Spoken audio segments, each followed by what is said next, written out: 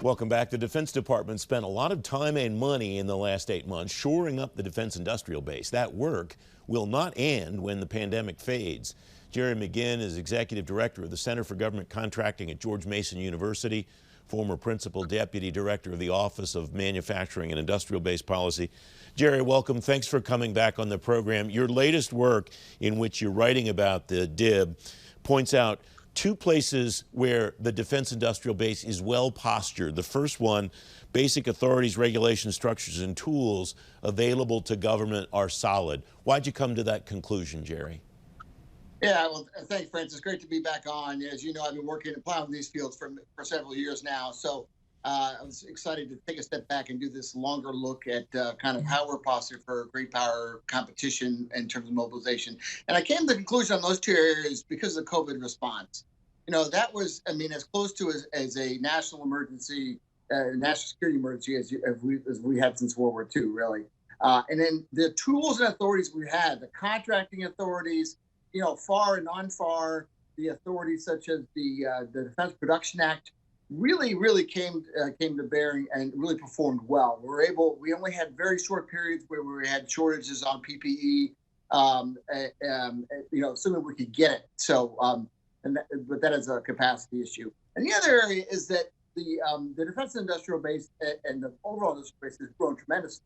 There were companies all over the place, companies that were startups in Silicon Valley that turned from working on robots to building ventilators, as well as commercial companies like GM and Ford. Also, guys, so everyone was all hands on deck, and it was amazing to see the response from the companies across the spectrum. So in those two ways, I thought I think we're well postured for mobilization as a country. There are three areas where you're suggesting there is still work to be done, room for improvement. The first is capability. What do we need to build regarding capability, Jerry? Yeah, so capability is kind of what we have at our fingertips. So this is, and so there's technologies we need to focus on. Those are, you know, kind of well known. There's been talked about, you know, AI, hypersonics, robotics, you know, these kind of autonomy, these kind of capabilities we need to strengthen. And we also need to bring capabilities that are no longer onshore, bring some of those back. So it's just rare earth processing, such and things like that. And today there was actually an announcement from DoD awarding 3 contracts on rare earth processing. So we need to bring those capabilities back or develop the new capabilities. So that's the capability side. Do we need to bring that capability back to the United States, Jerry, or just bring it back to our allies rather than having it in a country that's our adversary? That's a great point, Francis. So the key, in my view, is that we have to get out of the China business, right? So those are where we have single sole source situations with regard to China or other adversary nations such as Russia. And that's where the focus needs to be, not on just building everything in America, because we have close allies, you know, on north and south of us that have tremendous capabilities in terms of mining, in terms of production that we can use, as well as, you know, our partners, our Five Eyes partners, Australia, the United Kingdom, in Japan. I mean, and we have natural and existing industrial partnerships, and we want to build on those because, as I've written in other words, we sometimes we need a little help from our friends. We don't need to do it all here. We don't need to buy America only.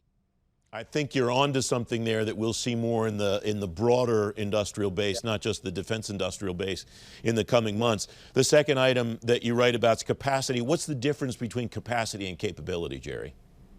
So capability is what we have in terms of the systems or the technologies. Capacity is how much, you know, the scale.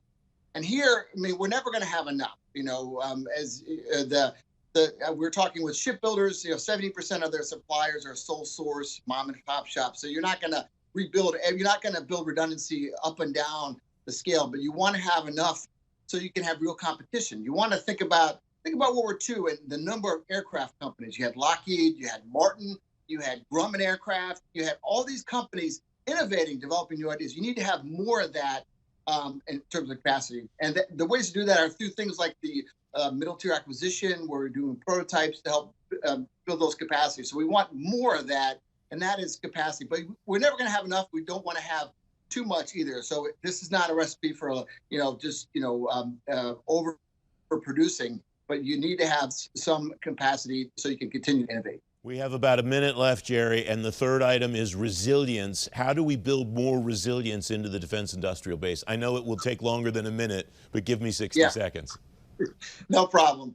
So capability, capacity, the balance of that is what leads to resilience. So if you have enough capabilities and you have enough capacity to do more than, build more than one aircraft, for instance, then that leads to resilience, because resilience is about being able to, if you suffer a number of attacks or shortages, that you're able to respond to that. So to do that, we need a couple of things. One, we need to improve how we plan as a nation. We've got a bunch of overlapping authorities, overlapping executive orders. We need to improve that at a top level. But planning is not going to fix everything. So we need to have resilience by having that capabilities and capacity across the industrial base. And we really need to focus on things like cybersecurity that prevent us from all being knocked out in the event of a massive cyber attack. Jerry McGinn, always great ideas. Thank you for joining me. I appreciate it. Okay. Great to see you, Francis.